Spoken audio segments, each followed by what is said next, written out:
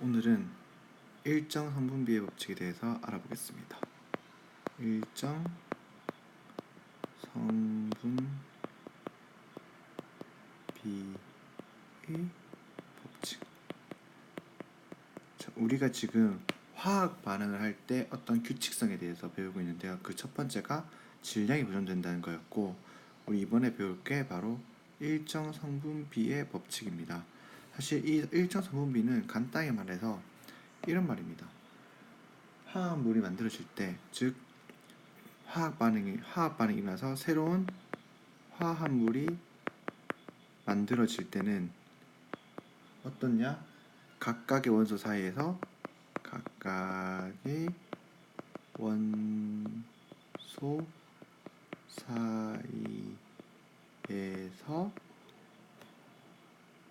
일정한 질량비가 성립한다는 게 일정 성분비 법칙입니다. 여기서 중요한 건 질량비라는 거죠. 즉 원자 각각의 질량비가 일정하게 성립한다는 겁니다. 유지된다는 뜻이죠. 이 일정 성분비 법칙을 일반적으로 가장 쉽게 확인할 수 있는 실험이 앙금 생성 실험입니다. 우리 교과서나 그런 데서 나오지 않지만 이런 걸 알 수 있죠. 예를 들어서 우리가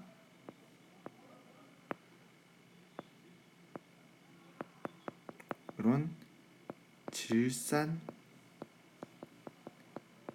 납 수용액이 있습니다.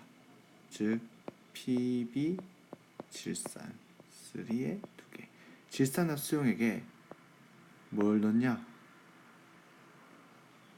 아이오딘화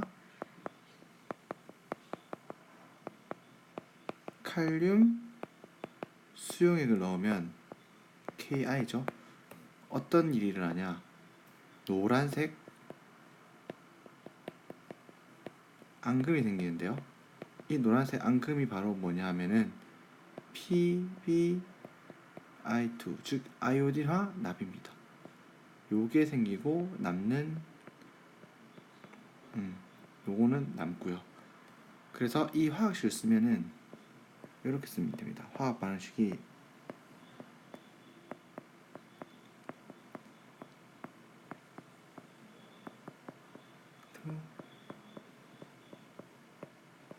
여기다가 개수를 맞춰주기 위해서 두 개 이런 식으로 되겠죠. 근데 이제 여기서 보면 실험을 할 때 이렇게 합니다. 자, 이 질산 납수용액은 그래서 10ml로 맞춰놓고 얘를 한 개도 안 넣었을 때도 있고 5ml 넣었을 때도 있고 10ml 넣었을 때도 있고 15ml 넣었을 때도 있고 뭐 이렇게 넣습니다. 그럴 때 요 만들어지는 앙금의 양을 조사해 보면 이 양이 요 때는 한 개도 안 생기고요. 요 때는 뭐 5mm 정도 생겼다고 하면 여기는 10mm 생겼으면 그 다음 이 아이오딘이나 칼륨 용액이 많아져도 이 이후부터는 10ml 양만 계속 생깁니다. 즉 양이 일정하게 생기는 거죠. 이런 일이 왜 일어날까라는 겁니다. 수업 시간에 우리 좀 더 쉽게 알아보기 위해서 어떤 예를 들었냐면요. 물에 대해서 했어요. 즉 생각해보면 이런 거죠. 산소 기체와 수소 기체가 만나면 물이 만들어집니다. 이 물이 만들어지는 것도 신기하다는 거죠. 예를 들어서 우리 할 때는 산소 분자가 2개, 수소 분자가 4개, 4개가 아니고 6개였다. 6개가 있으면 물 분자는 몇 개 만들어지고 남는 건 얼마인가? 또는 산소 분자가 3개 있을 때 물 분자가 4개 있을 때는 수소 분자가 4개 있을 때는 얼마나 만들어지냐? 이런 것들 따졌단 말이죠. 이 일정 성분비 법칙이 뭐라 그랬어요? 각각의 원소 사이에는 일정한 질량비가 성립한다 했죠. 즉, 이 물이 만들어질 때는 항상 질량비가 일정하게 성립한다는 뜻입니다. 일정한 질량비가 성립한다는 거죠. 즉, 잠깐만요. 일정한 질량비가 성립한다는 거고, 이 일정한 질량비는 1대 8입니다. 물에서는요. 이게 각각 외우는 거냐? 이거 다 외우는 거 아니고, 모든 물질은 이렇게 만들어진다는 뜻입니다. 즉, 예를 들어서 이게 왜 그러냐면은 산소의 원자의 질량은 16g per 몰이라고 해서 1몰에 16g짜리입니다. 산소는요. 원자 한 개가. 산소 원자가요. 수소는 1g per 몰입니다. 즉, 그러니까 물은 보면 알겠지만 수소 2개와 산소 하나로 져 있으니까 16대 2대 16 돼가지고 1대 8이 된다는 거죠.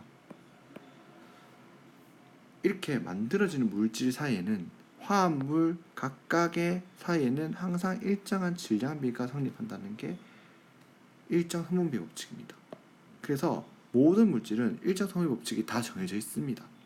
즉, 예를 들어 이번에 보면은 물은 지금 2개가 있으니까 산소 분자가 2개가 있으니까 얘는 총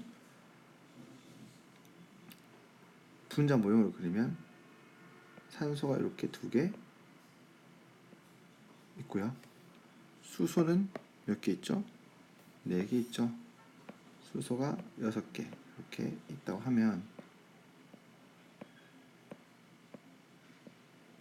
얘들은 일정 성분비의 법칙에 따라서 질량비가 1대 8로 만들어집니다. 그래서 물 분자 하나에 수소가 2개 붙어서 1대 8. 이 질량비가 1대 8이라는 거죠. 그리고 그 다음 질량비도 1대 8짜리로, 그 다음 거도 1대 8짜리로, 그 다음 거도 1대 8짜리로. 그러면 수소는 2개 남죠? 즉, 얘들은 반응을 하지 않고 이렇게 남는다는 뜻입니다. 즉, 모형으로 그리면 쉽게 이해할 수 있죠. 모형으로 그리니까 당연히 이 물이 만들어지는 이 개수가 똑같이만 만들어지는 게 당연한 거죠. 근데 이게 바로 원소 사이에 일정한 질량비가 성립하기 때문에 생긴 현상이라는 겁니다. 물은 반드시 1대 8이라는 질량비로 형성되기 때문에 이렇게 만들어질 수밖에 없는 거고, 그 외의 거는 남는다는 뜻이 된다는 겁니다. 그래서 우리 생활에서 보면은 우리 이 모든 반응, 다른 거 볼까요? 예를 들어서 이런 말이 되는 거죠. 만약 이제 이렇게 분자로 주어지지 않고, 분자의 개수로 주어지지 않고 죄송합니다. 예를 들어 산소가 32g이 있고 수소는 8g이 있습니다. 이때 만들어지는 물은 얼마냐는 거죠. 몇 g이냐는 거죠. 이런 게 바로 이게 일정 성분비의 법칙 때문이다. 일정한 질량비가 형성되기 때문이죠. 이 질량비는 어떻냐? 물은 1대 8이죠. 수소가 1일 때 산소가 8이어야 됩니다. 그래서 여기서 만들어질 수 있는 물의 양은 얼마죠? 1대 8이 되려면 수소는 4g만 반응하고 얘는 전부 다 32g만 반응하는 겁니다. 그래서 물은 36g, 즉 4g하고 32g이 더해진 요만큼이 딱 생기고, 남은 4g은 바로 그냥 수소로 반응하지 않고 남아있다는 뜻입니다. 바로 이런 말이 된다는 거죠. 이런 상황이 된다는 거죠. 이게 바로 일정 성분비의 법칙이라는 겁니다. 또 다른 예를 들어볼까요? 다른 예로 만약 철이 여기다 쓰지 않을게요. 예를 들어서 철 어디 있을까요? 좀 지울게요. 이걸 좀 지우겠습니다. 좀 지우고 여기다가 쓰겠습니다. 자, 철이 7g이 있고요. 황이 4g이 있습니다. 그래서 이거 두 개를 반응시키면 황화철이 되는데요. 황화철이 11g 생긴다고 합시다. 그때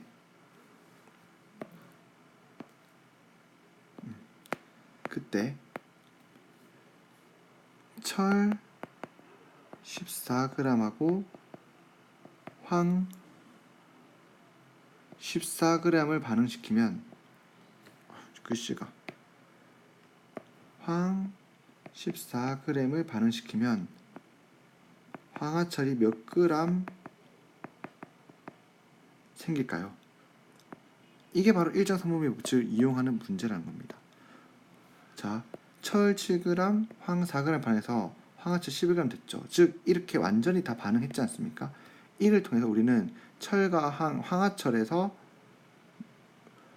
일정삼분비 법칙, 즉 철 7, 황 4 이렇게 반응할 때 황화철이 된다는 걸 알 수 있다는 겁니다. 즉 질량비가 7대 4라는 거죠. 그래서 여기서 7대 4기 때문에 황화철이 만들어지는 건 황 12g 반응하고요. 그 다음에 아니네요. 7, 14. 즉 황철이 14g 다 반응하면 황은 8g만 반응한다는 뜻입니다. 철 14g에 대한 황 8g만 반응해서 황화철이 22g이 생기고 6g의 황은 남아돈다는 거죠. 그래서 황화철은 22g 생긴다는 뜻입니다. 이렇게 일정 3분비의 법칙이라고 하는 것 자체가 화합물의 각각의 원자들 사이에는 일정한 질량비가 성립한다는 뜻이고, 그래서 물 같은 경우는 1대 8, 철과 황화철 같은 경우는 7대 4 이런 식으로 정해져 있다는 뜻입니다. 그래서 수소와 산소가 주어지는 양, 이게 어떻게 주어지냐에 따라서 물이 만들어지는 게 결정된다는 거죠. 모든 산소와 수소가 다 반응하는 것이 아니라 일정한 질량비에 맞게 반응하여서 다른 화합물이 생긴다는 뜻입니다. 그래서 이 앞에 보면 앙금이 이 아이오딘과 나비의 양이 많아지면 많아질수록 앙금이 계속 많이 생기는 게 아니라 일정한 질량비를 따를 거기 때문에 어느 일정 순간에는 얘가 많아지더라도 항상 똑같은 양의 똑같은 질량비의 앙금이 생길 거라는 거죠. 이것이 바로 일정 성분비의 법칙입니다.